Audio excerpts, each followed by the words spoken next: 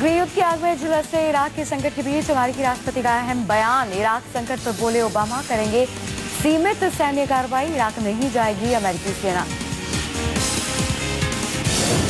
युद्धग्रस्त Iraq के लिए अमेरिकी राष्ट्रपति का बड़ा बयान। कहा, इराकी सेना की मदद के लिए 300 सैन्य सलाहकारों को भेजेंगे इराक। राष्ट्रीय सुरक्षा दल के साथ बैठक करने के बाद ओबामा ने रखा इराक संकट पर अपना मत। इराकी सेना को प्रशिक्षित करने जाएंगे 300 सैन्य सलाहकार। अमेरिकी विदेश मंत्री जॉन केरी भी जाएंगे संकटग्रस्त इराक। सभी समुदायों की भागीदारी की सरकार बनाने और कई द्विपक्षीय मांगों पर करेंगे काम। इससे पहले इराक कर चुका है अमेरिका से हवाई हमले की अपील। ओबामा ने सांसदों की सलाह के बाद लिया 300 सैन्य सलाहकारों को इराक भेजने का फैसला। सीधे युद्ध का हिस्सा बनने से किया इनकार। युद्धग्रस्त इराक में जारी संकट के चलते तेल बाजार में डर का माहौल। भारत में पेट्रोलियम पदार्थों के दाम बढ़ने के आसार। भारत अपनी खपत का 10% कच्चा तेल सालाना करता है इराक से आयात।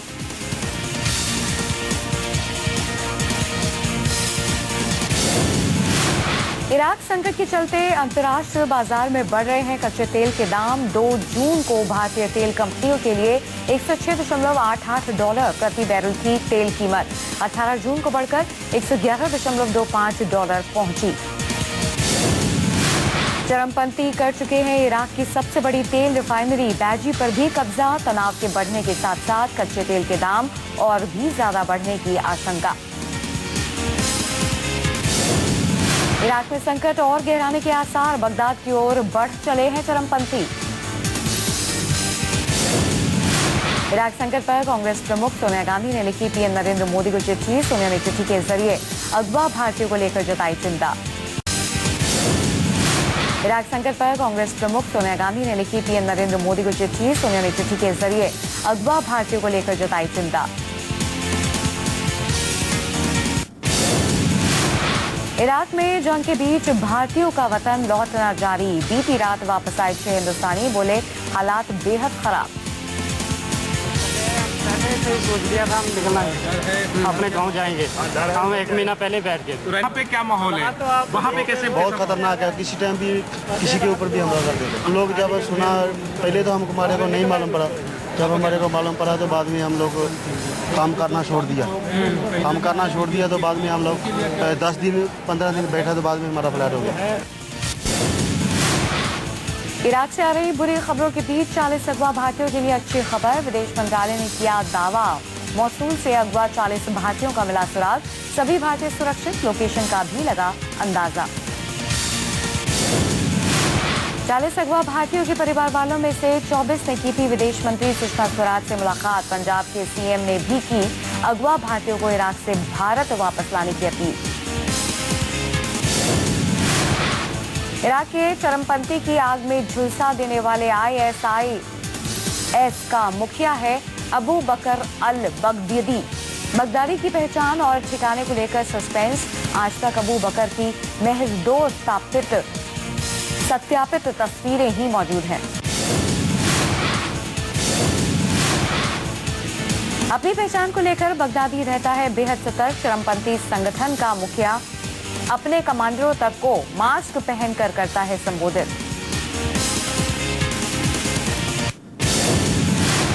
कैंपा कोला सोसाइटी पर गिर सकती है बीएमसी की गाज। बीएमसी कमिश्नर से मिन्नतों के बाद भी नहीं मिली राहत। आज चल सकता है सोसाइटी के अवैध फ्लैट्स पर बीएमसी का हथौड़ा।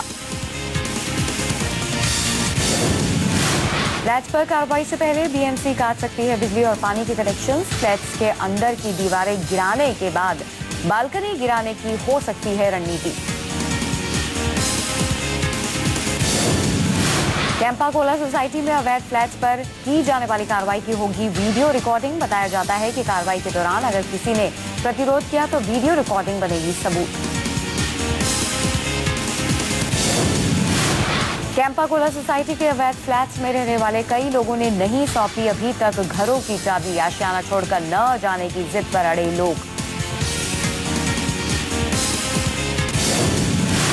इससे पहले ही फ्लैट्स को गिराने का काम होना था शुरू। 2 निवासियों की मौत के बाद चली थी कार्रवाई। कोर्ट से भी सोसाइटी को नहीं मिली राहत।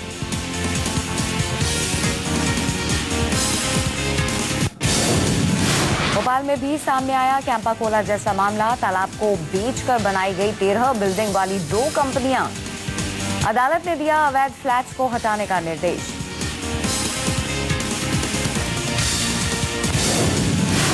अदालत का आदेश आने के बाद लोगों में निराशा। नगर निगम ने तालाब में हुए निर्माण को बताया अवैध। 10 दिन में निर्माण हटाने का दिया आदेश। 28 जून से अमरनाथ यात्रा के शुरू होने के संदेह। अमरनाथ गुफा के रास्ते में भारी बर्फ मौजूद होने से देरी की आशंका। अमरनाथ बोर्ड के अधिकारी 21 और 22 जून को करेंगे रास्ते का मुआयना। रास्ता साफ होने पर ही लिया जाएगा अंतिम फैसला। बाबा बर्फानी के भक्तों में यात्रा में आशंकित देरी की वजह से निराशा। तय वक्त पर ही भक्त करना चाहते हैं दर्शन।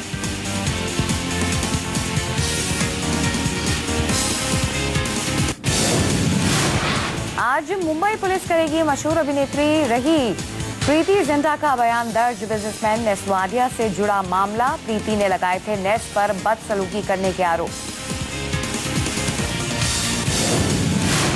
इससे पहले नेस्वाडिया पर आरोप लगाने के बाद प्रीति ने नहीं करवाया था बयान दर्ज। अमेरिका चली गई थी प्रीति।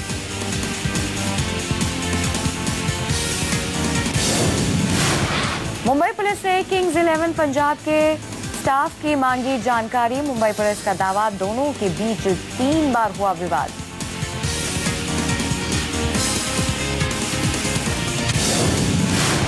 प्रीति जिंटा और नेस्वाडिया विवाद मामले में आया नया मोड़। सूत्रों के मुताबिक मुंबई पुलिस तेंदुलकर के बेटे अर्जुन तेंदुलकर का बयान कर सकती है। गवाह बनाने पर पुलिस कर रही है विचार।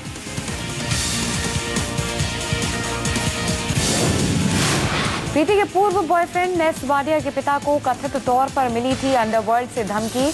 आरोपों के मुताबिक प्रीति को तंग न करने की दी गई थी धमकी।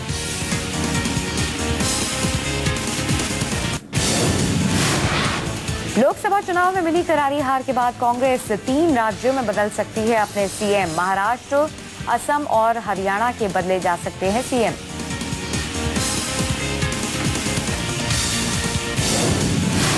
कांग्रेस आलाकमान के बेहद नजदीकी नेता अहमद पटेल ने की एनसीपी प्रमुख शरद पवार से की उनके आवास पर मुलाकात। बैठक में एके एंटनी भी रहे मौजूद। सूत्रों के मुताबिक बैठक में महाराष्ट्र सीएम बदलने पर हुआ विचार। शरद पवार ने 2 टूक रखी अपनी बात। कहा कांग्रेस के खिलाफ नाराजगी का माहौल है, इसीलिए एनसीपी से हो नए सीएम।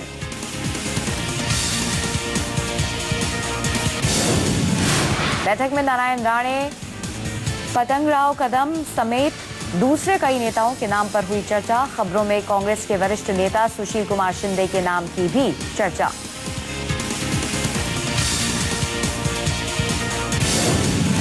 हालिया लोकसभा चुनाव में राज्य की कुल 48 सीटों में एनसीपी को मिली थी 4 सीटें, जबकि कांग्रेस को मिली थी महज 2 सीटें। बुरे प्रदर्शन के सदमे से विधानसभा चुनाव से पहले उभरने की कवायद।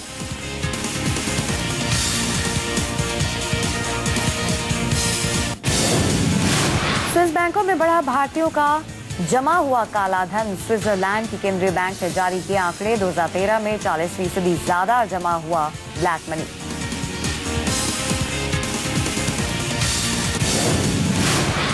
बैंक के आंकड़ों के मुताबिक 2013 में 1.42 बिलियन स्विस फ्रैंक हुआ जमा। 2013 में 20.03 बिलियन स्विस फ्रैंक जमा हुए, जबकि 2013 में ही 14,000 करोड़ रुपए स्विस बैंकों में किए गए जमा।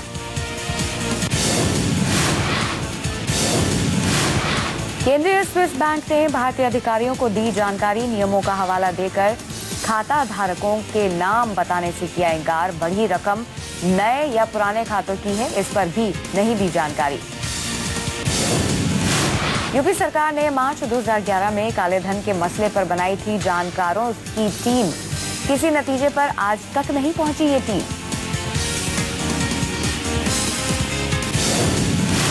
अब पीएम नरेंद्र मोदी ने बनाई है विदेशी बैंकों में जमा काला धन वापस लाने के लिए स्पेशल टास्क फोर्स। देश की सभी प्रमुख जांच और खुफिया एजेंसियों के अध्यक्ष टीम का हिस्सा।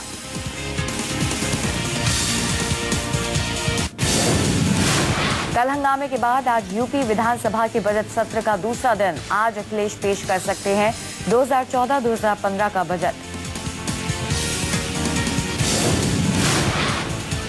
पहले ही बिगड़ी कानून व्यवस्था के मुद्दे पर विपक्ष के निशाने पर रही यूपी सरकार। आज भी हंगामे के पूरे आसार। सीमांध्र के सीएम बनने के बाद पहली बार राज्य सचिवालय पहुंचे चंद्रबाबू नायडू। गर्मजोशी से हुआ स्वागत, लेकिन सचिवालय में कहीं भी नहीं था सीएम का चैम्बर। चैम्बर के अलावा कोई वैकल्पिक कक्ष भी नहीं था सीएम के लिए मौजूद। सचिवालय में पहले ही दिन आने के बाद दफ्तर जाने की बजाय परिसर में घूम कर लौटे नायडू। सचिवालय में दफ्तर की व्यवस्था न होने पर दिल की टीस निकली बाहर। बोले सीएम नियम के मुताबिक हर रोज सचिवालय पहुंचकर करना चाहिए कामकाज, लेकिन नहीं है रूम की व्यवस्था।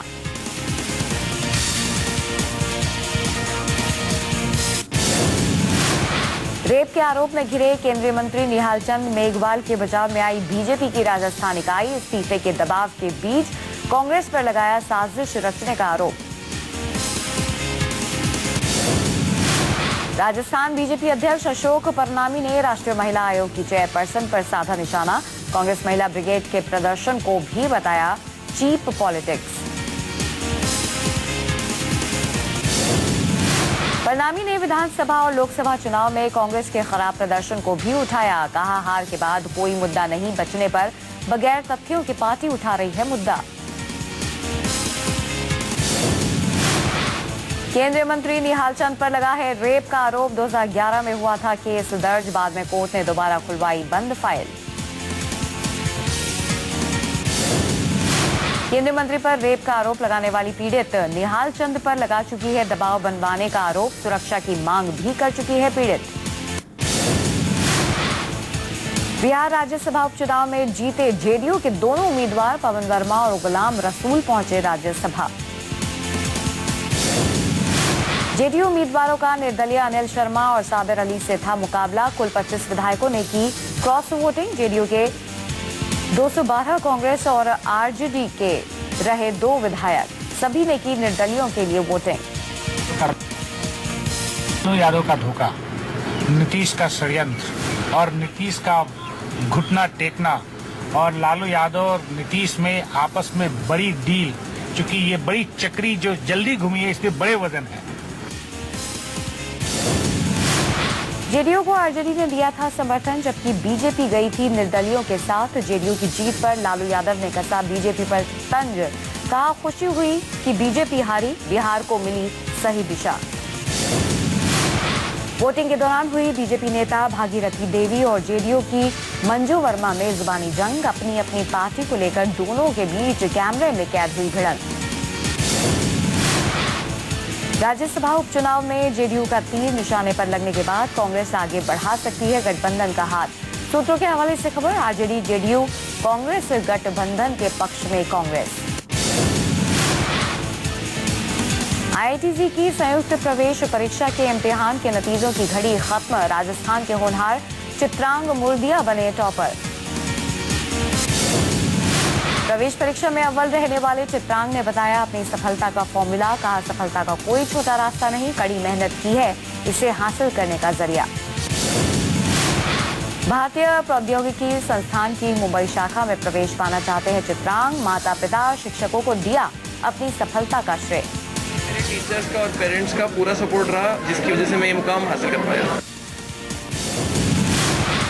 लड़कियों में आईआईटी रुड़की जोन की अदिति टॉपर बनी है। अदिति ने ऑल इंडिया रैंकिंग में 7वां स्थान हासिल किया है। टॉप 100 में 5 लड़कियां। आईआईटी जेईई एडवांस्ड का रिजल्ट आने के बाद पीएम मोदी ने किया ट्वीट। पास होने वाले सभी छात्रों को दी बधाई। बिहार से राज्यसभा सांसद डॉक्टर महेंद्र प्रसाद के घर हुई अजीबोगरीब चोरी। चोरों ने चुराया आवास के भीतर लगे कटहल के पेड़ से 2 कटहल। किसी कीमती सामान पर चोरों ने नहीं किया हाथ साफ। चोरी की घटना के बाद उठा सवाल, क्या कटहल चोरी के इरादे से ही आए थे चोर? नई दिल्ली के सफदरजंग लेन की 4 नंबर कोठी पर है सांसद महेंद्र सिंह का आवास। तो चोरों ने ऊंची दीवारों को लांघकर चोरी किए कटहल। सांसद महोदय ने कटहल की चोरी को भी गंभीरता से लिया है। दिल्ली के तुगलक रोड थाने में दर्ज करवाई शिकायत। सांसद महेंद्र प्रसाद के घर हुई चोरी से सकते में पुलिस जांच में जुटी। अभी मामले पर मुंह खोलने से कर रही है परहेज। पुरानी दिल्ली रेलवे स्टेशन पर ट्रेन मुसाफिरों ने किया जमकर हंगामा। ट्रेन लेट हो जाने से नाराज यात्रियों ने 3 घंटे तक शामली जाने वाली पैसेंजर ट्रेन को रोक के रखा। यात्री कर रहे थे शामली जाने वाली ट्रेन नंबर 51913 का इंतजार। तय वक्त के मुताबिक ट्रेन के न पहुंचने से लोगों में उभरा भारी गुस्सा। गर्मी के चलते भी बेहाल नजर आए यात्री।